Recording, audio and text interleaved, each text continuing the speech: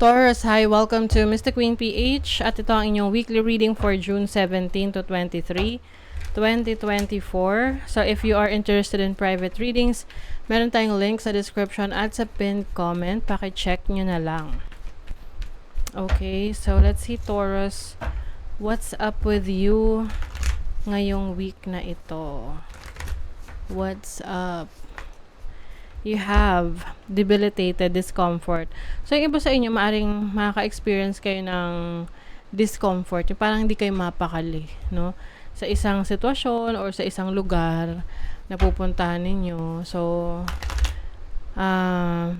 make sure to protect your energies. Kasi minsan, no, kapag tayo ay, lalo na pag hindi kayo madalas lumabas, tapos pag lumabas kayo, napaligyan na kayo ng maraming tao, pansinin nyo pag uwi nyo, parang drained na drained kayo. So, protect your energies. You also have Aries energy, which is action. Time to take action. Okay. So, maaring you're finally starting what you have been thinking about doing. Disimulan mo na yung mga iniisip mong gusto mong gawin. You also have nurture energy, which is taking care of yourself, the people around you. So, nurturing energy, self-care, self-love, practicing self-love, self-care. So, siguro yung iba sa inyo parang hindi na kayo komportable sa pananamit ninyo, sa hairstyle ninyo, the way you present yourself. So, pwedeng you will take care of yourself this week. Gagawin nyo na. Ito yung matagal nyo ng pinaplano na pupunta kayo sa salon, magpapaayos ng hairstyle, magpapa-facial, magpapa-spa, or magpapa-manicure, pedicure. Gagawin nyo na, finally.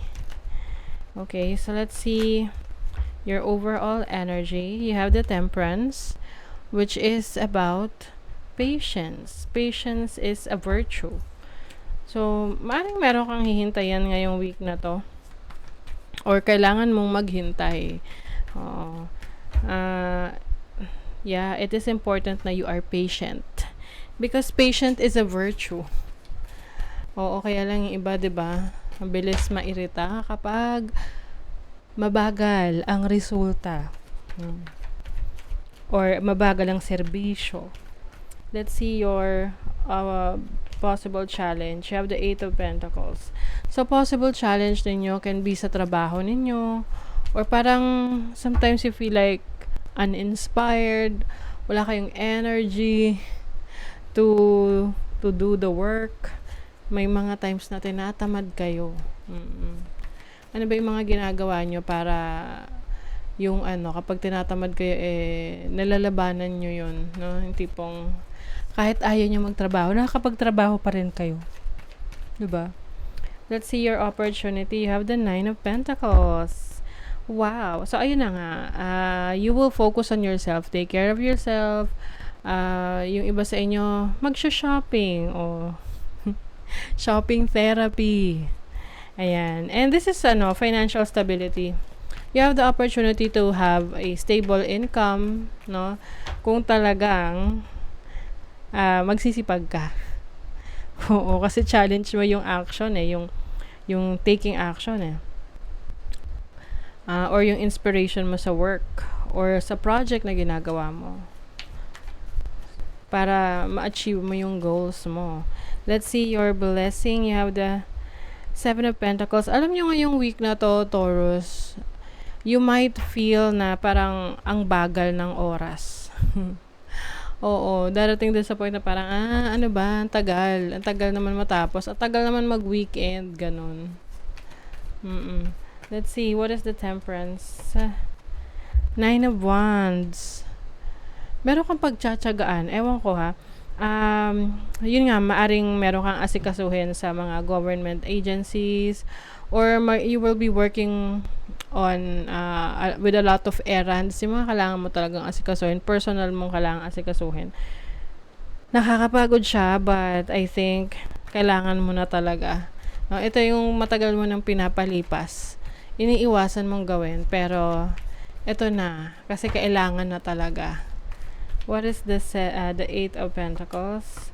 The moon, okay. Kind of emotional kayo. I think, ano rin,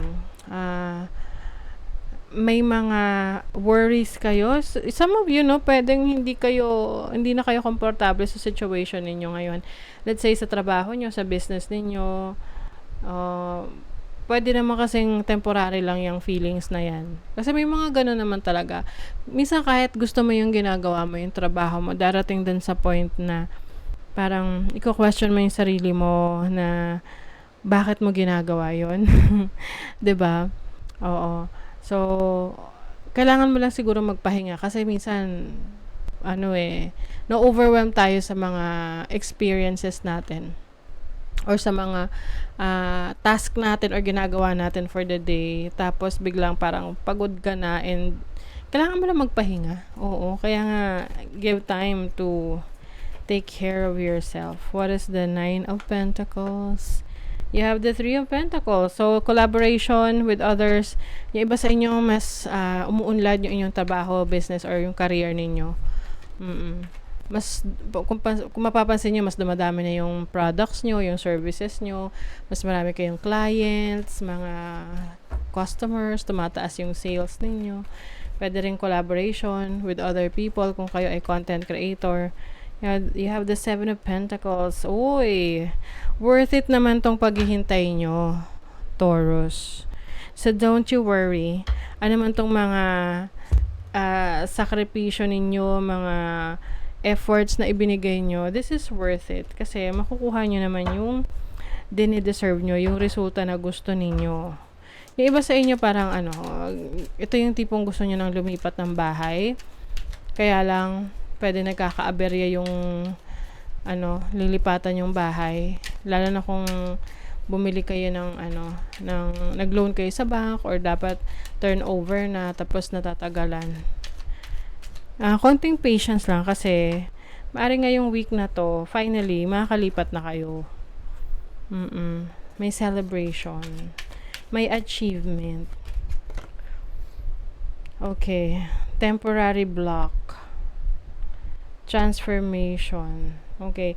So, be careful rin sa mga intentions ng mga taong makakasalamuha mo or makakasama mo sa isang seryosong trabaho or business. Okay.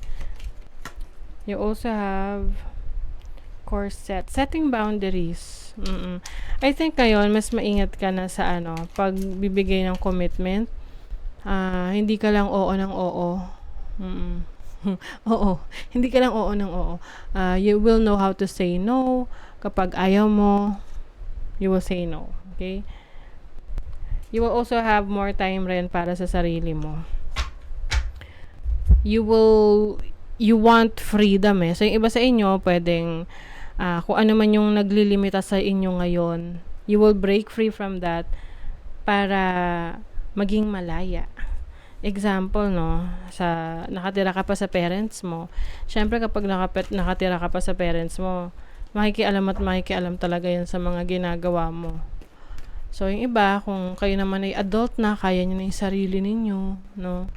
So, kayo naman makakapagbukod na. So, dahil doon, you will feel, free, malaya. Free to do the things that you want to do. The people you are always with influence your future. Yes. So, piliin mo yung mga taong ipapalibot mo sa sarili mo. Oo. Yung mga sasamahan mo, yung mga magiging tropa mo, yung makaka-impluwensya sa'yo.